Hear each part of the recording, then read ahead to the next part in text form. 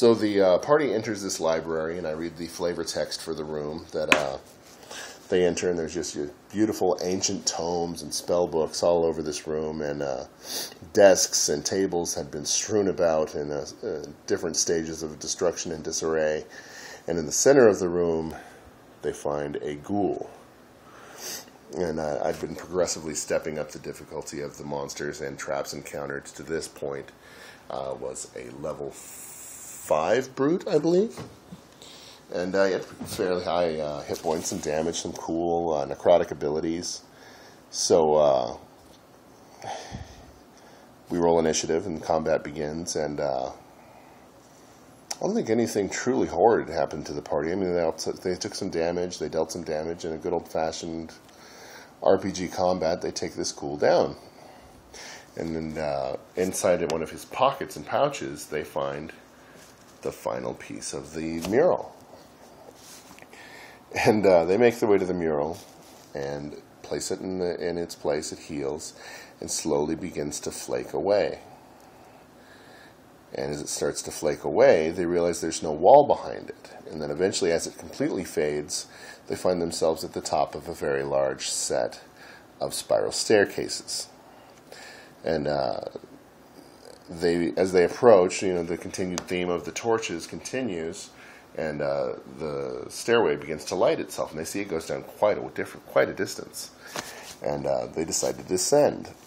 And as they make their way down the steps, I'm making some different DC of awareness, perception, insight, along with acrobatics and athletics, because there's no guardrail on these steps. This is marble. An error here, a simple error, could be fatal. I mean, you fall. I had written literally that this staircase goes down nearly a mile. So they could seriously injure themselves or kill themselves even here. And at the bottom, once they reached it, they found some braziers filled with oil but not lit. And they could smell an acidic smell in the air.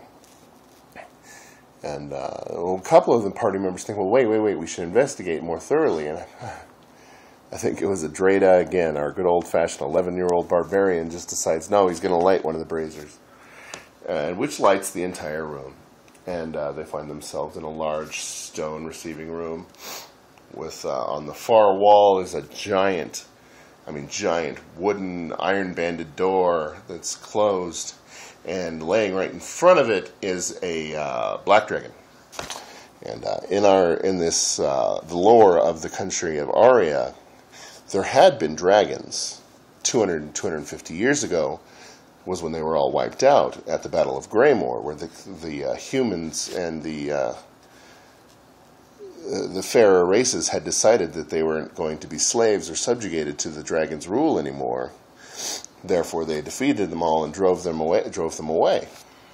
No one has seen a dragon in the country of Aria for over 200 years, so this is a big deal. So the dragon is still asleep, though, so they decide to make everyone make stealth checks, and they succeed, except for our good old-fashioned half-orc barbarian, who fails his stealth save so poorly that he just trips right into the dragon, waking it. And after some deliberation, they decide they're going to try to talk to this dragon. And in my mind, dragons are hyper-intelligent, far more intelligent than anything we could ever consider thinking of. But this one's been asleep for a long time. So I took that into account while making some role play with, I believe it was Andrus mainly, that he wanted to know who'd woken him. Why are we here? What's going on? And he said, Andrus tries to bluff the dragon, saying, yes, oh, great one, we are your humble servants, we are but here to awake you and release you. And I'm thinking, okay, Andrus, Jason, where are you going with this, man? You're not literally going to release a black dragon on the poor, unsuspecting city of Haven, are you? And I don't think that was his plan, but we didn't get there, and so I'm making some rolls, primarily in my head, as to what the dragon's going to decide to do. Because I kind of half suspected them to just attack it. And so eventually he's heard enough. He's not going to listen to them anymore. He gets frustrated and starts to attack. We all roll initiative. And that's why I realized that black dragons, even young ones, get a plus 11 to their initiative roll, and I rolled a 19. 30 initiative, no one in the party has the capability of matching that initiative roll. So I'm going to start off with the dragon. The dragon's got several abilities that are just nasty. He's gonna bite, he's gonna claw, he's gonna use his breath weapon. He's got this shrouding mist he can throw into the room, blinding everyone and making them more susceptible to his breath weapon, which is a caustic acid that causes continued damage unless you save.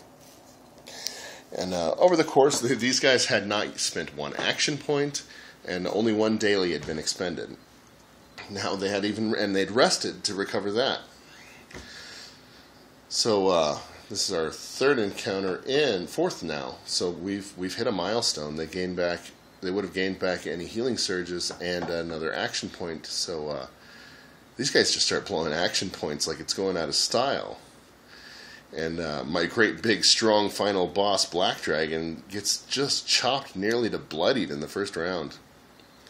I said, well, that's fine. So if you guys want to play, let's play. So I pick up my D20s because now I've got to roll 2 of them. So due to curse of misfortune, and I start rolling out what they're going to do in the second, what the dragon's going to do in the second round, dealing some pretty intense damage. We make it through another turn that way, and on my next turn, I actually down the party's cleric, getting him down to I think -2 hit points, and he's down. He's failed his first saving throw versus death. And he's on his way towards the darkness and the light at the end of the tunnel. Meanwhile, the party is continuing to burn action points and daily attacks, just dealing massive swaths of damage to this dragon. And Ziria actually did spend one turn making some heals on Andrus so that he does not die. She stabilizes and brings him back up to a positive number, in fact. And he resumes play. When they make another turn, and I believe it was actually Ziria who ended up making the final blow on the dragon. And as he dies, he thrashes over backwards, toppling through this giant door, revealing to them that they've done it. They've opened the hero's vault, and not only that, but now they have a hoard of dragon's treasure at their feet. Well, at this point, good old Zankus decides that he's going to poof himself back into existence and congratulate them for their success and thank them for their wonderful donation of 1 dragon's hoard to the fine city of Haven. Now, I'm not really going to do that, guys. Of course, I'm not going to do that. No jerk DM would just make you slay a dragon and not give you some treasure, some booty. Check your character sheets next time, guys. Let's have some fun. You've got some cool new stuff. Welcome to the level 3.